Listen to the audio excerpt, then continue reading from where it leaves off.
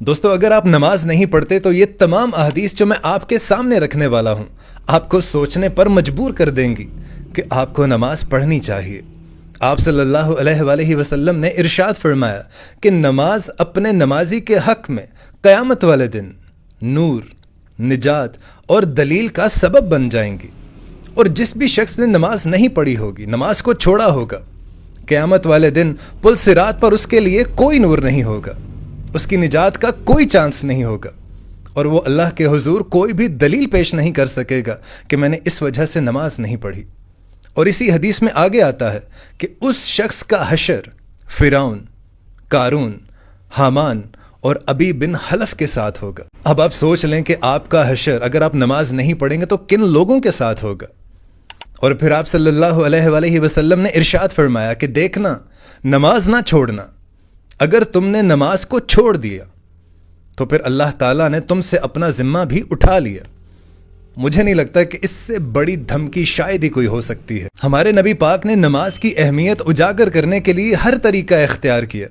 آپ صلی اللہ علیہ وسلم نے ارشاد فرمایا کہ ایک شخص کا مرنے کے بعد جنت میں درجہ بلند کیا جاتا ہے، تو وہ پوچھتا ہے کہ یا اللہ میرا تو کوئی ایسا عمل نہیں ہے کہ جس کی وجہ سے میرا درجہ بلند کیا جاتا، تو اللہ تعالیٰ ارشاد فرماتا ہے کہ تیرے بیٹے یا بیٹی میں سے دنیا میں تیرے لیے دعائے مغفرت کی ہے، جس کی وجہ سے میں نے یہ تیرا درجہ بلند کیا۔ حالانکہ اس مرنے والے کا یہ اپنا عمل نہیں تھا، اس کی اولاد کی دعاؤں کی برکت کی وجہ سے اللہ نے اس کا مرتبہ بلند کیا۔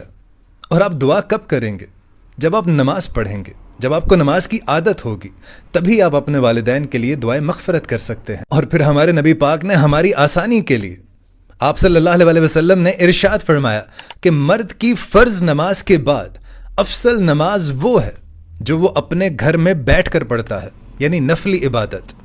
پھر آپ نے ارشاد فرمایا کہ مرد جو فرض نماز کے علاوہ جو نفلی نماز اپنے گھر میں پڑھتا ہے، اس نماز کا اجر مسجد نبوی میں نماز پڑھنے سے زیادہ افضل ہے۔ اور پھر آپ صلی اللہ علیہ وسلم نے ارشاد فرمایا کہ اپنے گھروں کو قبرستان مت بناؤ، گھر میں بھی نماز پڑھا کرو، اس سے گھر میں برکت ہوتی ہے۔ اور دوستو سب سے بڑی حدیث کہ مسلمان اور کفر میں فرق نماز ہے۔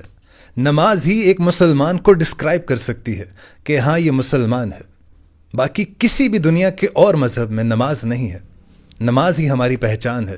سب تمام دوستوں سے گزارش ہے کہ نماز لازمی ادا کیا کریں۔ قیامت والے دن سب سے پہلا سوال آپ کے لیے نماز کا ہوگا، اور آپ نے ارشاد فرمایا کہ جس کا یہ سوال پورا ہو گیا، آسانی ہو گئی، اس کی اگلی منزلیں بھی آسان ہوتی چلی جائیں گی۔ کوشش کریں نماز ادا کیا کریں۔ جزاک اللہ۔